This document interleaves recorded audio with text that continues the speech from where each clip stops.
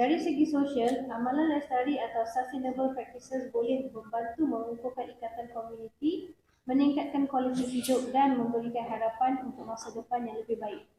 Dari segi alam sekitar, amalan lestari boleh membantu melindungi sumber semula jadi, mengurangkan dan menyesuaikan diri dengan perubahan iklim dan menggalakkan kepelbagaian biologi. Untuk makluman, pada program-program yang akan datang, MTIB dari semasa ke semasa akan berkongsikan pengalaman lain oleh syarikat yang bersesuaian.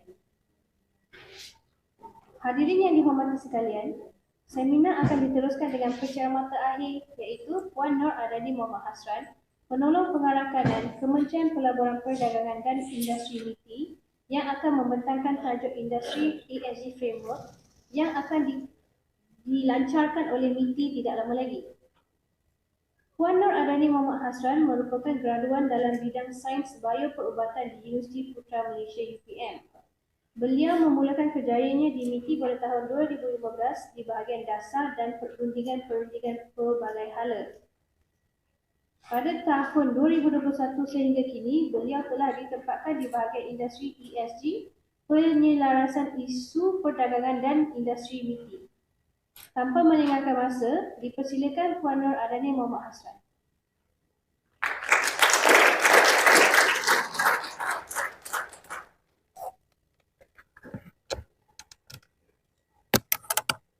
Assalamualaikum and a very good afternoon. Thank you, Madam MC, for the introduction. I am Nur Adani binti Mohd Hasran, currently serving in MITI, Senior Assistant Director in the newly formed division since November, Industry ESG. And as rightly pointed by Madam MC earlier, yes, our division is currently formulating, and MITI is currently formulating the Industry ESG framework, particularly for the manufacturing industry.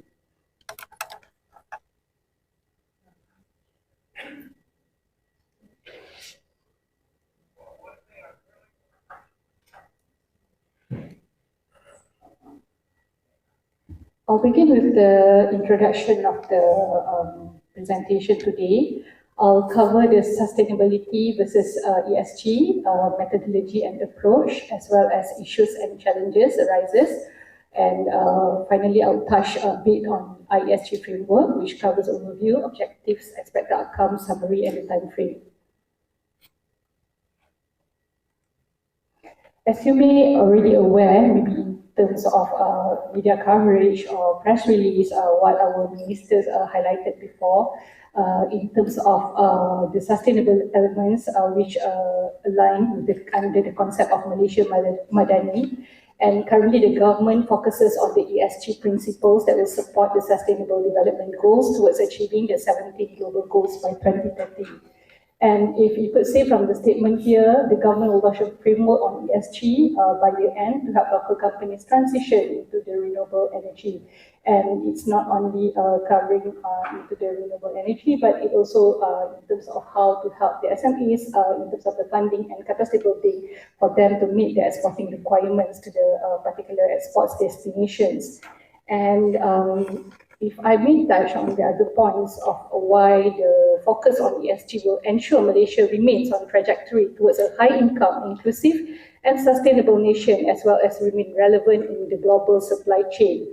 And furthermore, it will recognize the importance of ESG has been identified as one of the themes of the newly launched by MITI, the new investment policy, and in the upcoming new industrial master policy. And currently, MITI also formulating the ESG framework for the manufacturing sector in Malaysia. This will touch on 4 pillars, namely standards, financing, capacity building, and market mechanism.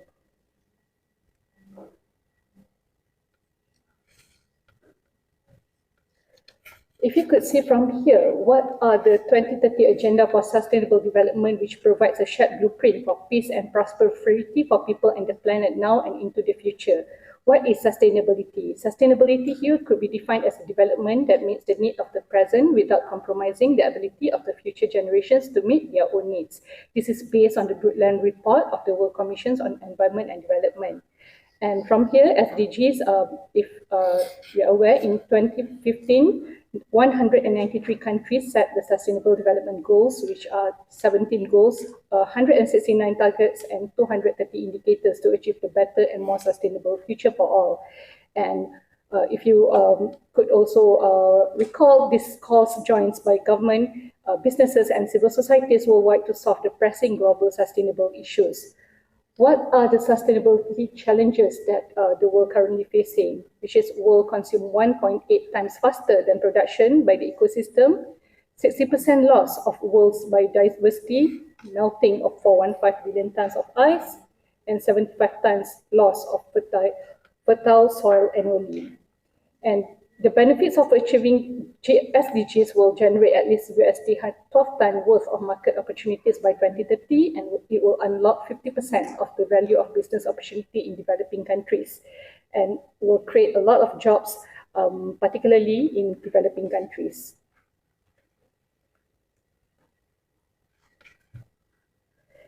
And now, what is ESG? ESG began in 2005, where former United Nations Secretary General Kofi Annan penned a powerful letter to 55 finance and asset management CEOs around the world, calling on them to explore the role they play in building a more sustainable world for future generations. So he asked these international financial leaders and investments professionals to adopt and embrace ESG factors into their investments practice and corporate decision making. So they have started actually in terms of the investments and the financial institutions. This was resulted to the Principle for Responsible Investments, PRI initiative, and an alliance of more than 2,000 financial management companies back then, like BlackRock and JP Morgan, that committed to report annually on their responsible investment portfolios. So here, what is ESG and how companies respond to the ESG elements? First, in terms of the response to climate change, particularly in the E element. Second, in terms of the social, on how the companies treat their workers. Third, build trust and foster innovation. And lastly, in terms of how the company is meeting the supply chain. And the environment element here will seek equilibrium between economic objective and environmental consideration. Meanwhile, for the social, it will contribute to the meaningful change in the business, which involve issues or aspects in terms of how you handle migrant workers, child labour, forced labour, working conditions, employees' relation and diversity, training, health and safety, as well as local communities. Meanwhile, for the governance, it will implement how your companies integrate the best practices, the governance, in order to operate the ethical businesses. Next. Integrating ESGs into the SDGs. These are also the example of how an apparel company defines the priority of the SDG targets from the raw material until the product and life. So here, this illustration shows how you're integrating the ESG into the SDGs principle. Maybe I'll skip this to the next slide. The diverse factors behind the ESG adoption. This slide is quite important because here, if you are noticing what are the diverse factors that are indirectly pushing the companies to meet their ESG standards or ESG requirements by their exporting partners or the clients, for example, first in terms of the various international regulations that have. If you're aware, there's carbon border adjustment mechanism. The implementation is expected to affect Malaysia, and Malaysia is EU is one of our major trading partner, and is accounting for our 7.4% of its total trade. And second, there's also ESRS, Sustainability Reporting Standard. This is part of the EU Green Deal as well. And there's as well of the EU's EUDR, for example, the EU reached an agreement on new law. I think you may be aware, MTIB has a very significant role in this new agreement, whereby placing commodities linked with deforestation and forest degradation onto the EU market, and as well as the other various international regulations that may be impacted us directly or indirectly as parts of the companies that supplying to the supply chain. Secondly, there's also requirement from the investors and financial institutions.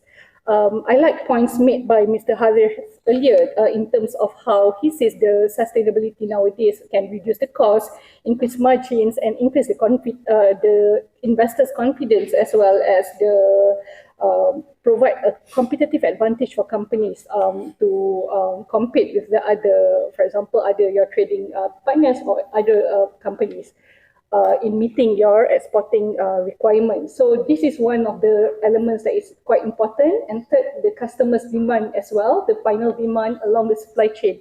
Sometimes we are not going to subject to any of the sustainability requirement, but along the supply chain, when your, for example, MNC is subjected to any of the reporting standard, then indirectly they may also want the SMEs along the supply chain to comply to that.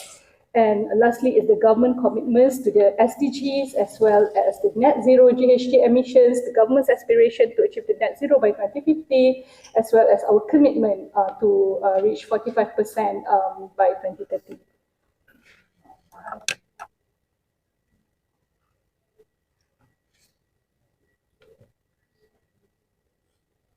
In terms of how the manufacturing sector contributes significantly to economic growth, if you could see from here, the manufacturing sector contributions to GDP is 24.2%, and its sector's contribution to exports is 84.2%, and it also contributes 16.6% to the employment. So it plays quite a big role in the economic growth, and why adopting or preparing the manufacturing sectors to the ESG requirement is indeed vital in order to support the competitive of the companies. Secondly, the manufacturing sector also is highly exposed to ESG risks, which is accounting for about 10% of the overall GHG emissions and employing 38% of foreign workers in the country. Hence, this IESG framework is currently formulating primarily targets MSMEs in the manufacturing sector. If you could see from here, the manufacturing establishments.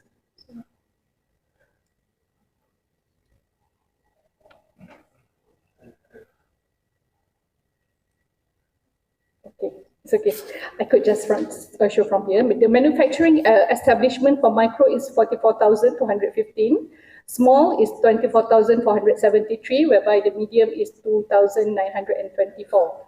And here, with the total establishment that we have, we are targeting. There's two phases of the IESG framework from 2024 to 2026 and 2027 to 2030. So from 2024, we could say and target 16% IESG 1.0 to 60% of MSMEs in the manufacturing sector to produce some kind of sustainability reporting.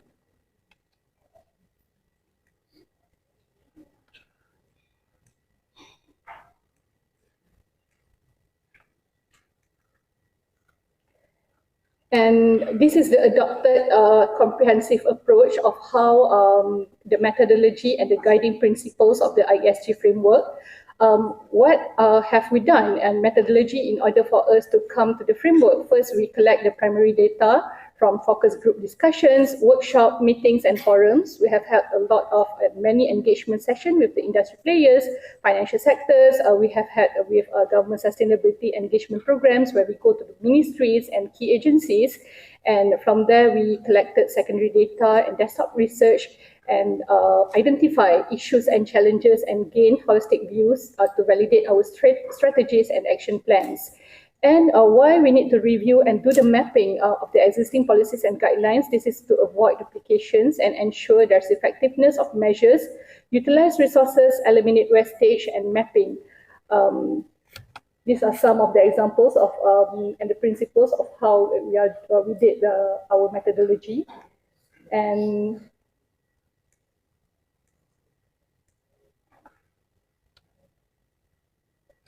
among the issues and challenges identified along the process, first, as rightly pointed by many speakers earlier, lack of awareness on the impact of need for industries to adopt ESG practices.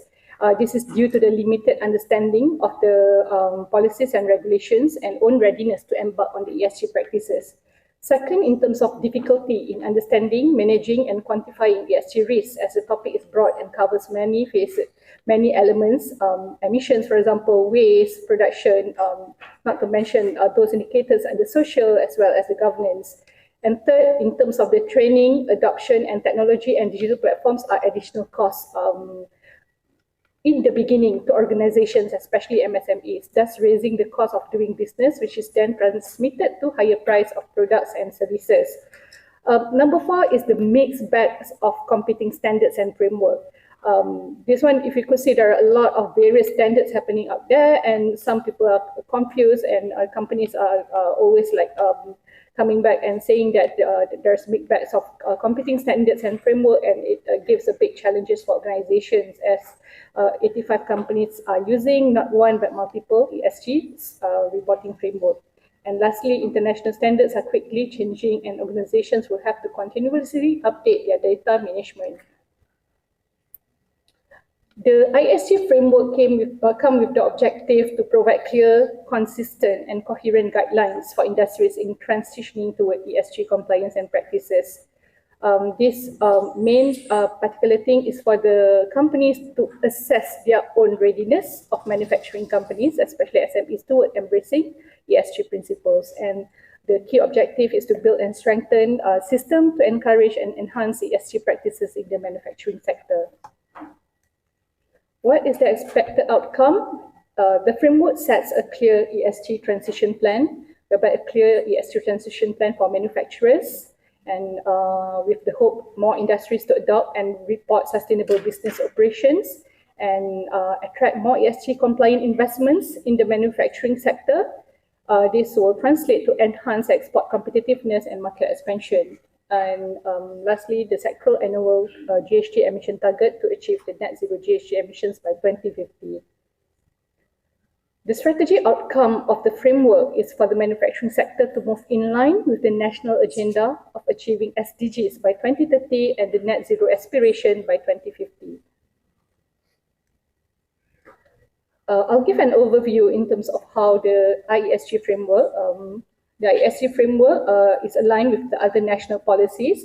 For example, we are placed under the SDGs, 12 Malaysia Plan, a new investment policy, new industrial master plan, and this ISG framework will foster economically beneficial, environmentally sustainable, and socially equitable manufacturing sector. And we have also mapped this framework to align with the other national policies in Malaysia. And there are 4 main pillars: standards, capacity building, financing and market mechanisms, with 17 strategies and 40 action plans.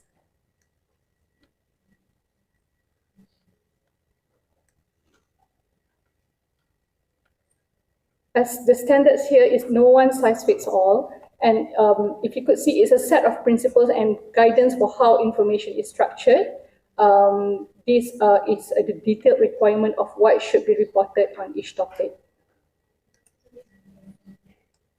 And recently, the ministers also have launched the SDG Investor Map. This is a particular, quite a good portal for investors to have a look on the map on what are the investment opportunity areas that we have currently in Malaysia. Some slides in terms of what is the indicative timeline for us to work on the framework. So we are targeting to launch the framework end of September. These are the process and progress of the study on how we have done the consultations and all. With that, I end my session today. And if let's say you have a question, I'm happy to receive the question afterward during the Q&A session. Thank you.